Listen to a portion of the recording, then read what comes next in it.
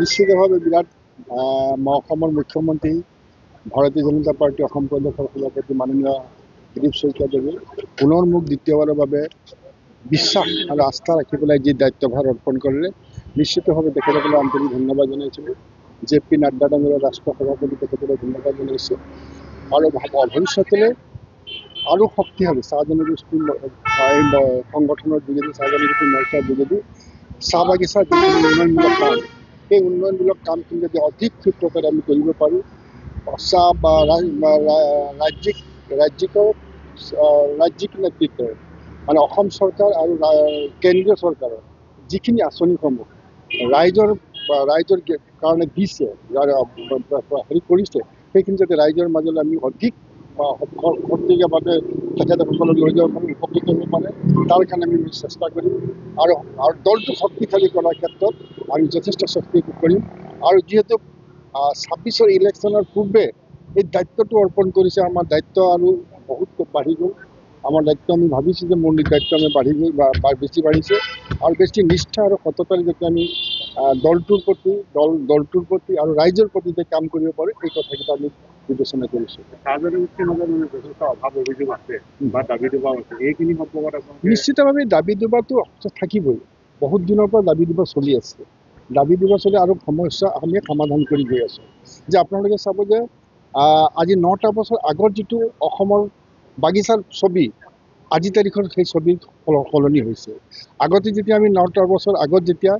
ভাৰতীয় জনতা পাৰ্টিৰ চৰকাৰ নাছিলে তেতিয়া বাগানৰ ৰাস্তাটো আপোনালোকে পকীকৰণ দেখা নাছিলে বাগানত স্কুল প্ৰতিষ্ঠা হোৱা নাছিলে বাগানৰ মানে স্কুলৰ ল'ৰা ছোৱালীবিলাক যেতিয়া কলেজত এডমিশ্যন লৈছিলে তেতিয়াহ'লে মই যেতিয়া পঢ়িছিলোঁ মই নিজেই ফিজ দি পঢ়িবলগীয়া হৈছিলে গতিকে ইয়াৰ এটা পৰিৱৰ্তন হৈছে বাগানত আজি ৰেচন কাৰ্ড ফ্ৰী হৈছে ৰেচন কাৰ্ডৰ লগত বহুতবিলাক আঁচনি অৰুণোদয় নিচিনা বস্তু দিয়া হৈছে ইঞ্চুৰেঞ্চৰ নিচিনা বস্তু দিয়া হৈছে আয়ুষ্মান কাৰ্ডো দিয়া হৈছে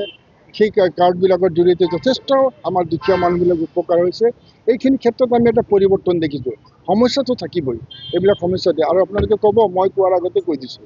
যে আপোনালোকে মানে বাগানৰ শ্ৰমিকৰ দৰমহা বৃদ্ধিৰ কথাটো কৈ আছে যে দৰমহা বৃদ্ধিটো চাওক আপোনালোকে আজি 9টা বছৰ আগত বাগানৰ শ্ৰমিকৰ দৰমহাটো আছিলে 137 টকা আৰু আজি আহিছে 250 টকালৈ বৃদ্ধি পাইছে গতিকে নিশ্চিতভাৱে এইখিনি আমাৰ এটা ভাল কাম হৈছে আৰু 350 টকা যিটো কৈছে 350 টকা যাতে অধিক পাব পাৰে তাৰ কাৰণেও আমি চেষ্টা কৰিছোঁ চৰকাৰখনে এইখিনি ক্ষেত্ৰত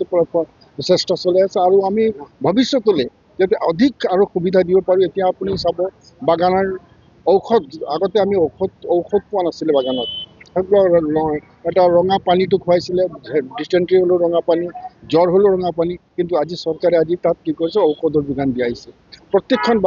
বাগিচাত এম্বুলেঞ্চত দিয়া ব্যৱস্থা কৰিছে ATC বাগানবিলাকত আপোনালোকে হস্পিটেল বনাই দিয়াৰ ব্যৱস্থা কৰিছে প্ৰায় 300তকৈ প্ৰায় 400 ওচৰা-ওচৰি আমাৰ যিবিলাক হস্পিটেল এই হস্পিটেলবিলাকে চৰকাৰে লোৱাৰ ব্যৱস্থা কৰিছে চৰকাৰে লোৱাৰ ব্যৱস্থা কৰি যাতে তাতে ডক্টৰ বা সুবিধা দিব পৰা যায় এইখিনি কথা ব্যৱস্থা কৰি আছে তো এই গোটেইখিনি কথাৰ পৰা দেখা গৈছে যে আমি নিশ্চিতভাৱে এটাই ভাৰতীয় জনতা পাৰ্টিয়ে চাহ জনগোষ্ঠীৰ কাৰণে ইমানখিনি কাম কৰিছে 60টা বছৰত তেখেতসকলে মাত্ৰ 137 টকা যেনেকৈ মই দৰমহাৰ কথা কৈছোঁ 60টা বছৰত তাহাঁতি দৰমহাৰ বৃদ্ধিৰ ক্ষেত্ৰত 137 টকা বৃদ্ধি কৰিবলৈ কৈছোঁ আমি 9টা বছৰতে আমি 250 টকালৈকে বৃদ্ধি কৰিব পাৰিছোঁ এইটোৱে কি বুজাইছে যে ভাৰতীয় জনতা পাৰ্টিৰ এটা চৰকাৰখনে দায়বদ্ধতাৰে চাহ জনগোষ্ঠীৰ কাৰণে কাম কৰি আছে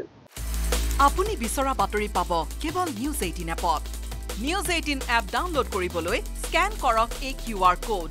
গুগল প্লে ষ্টৰতো পাব এই নিউজ 18 এপ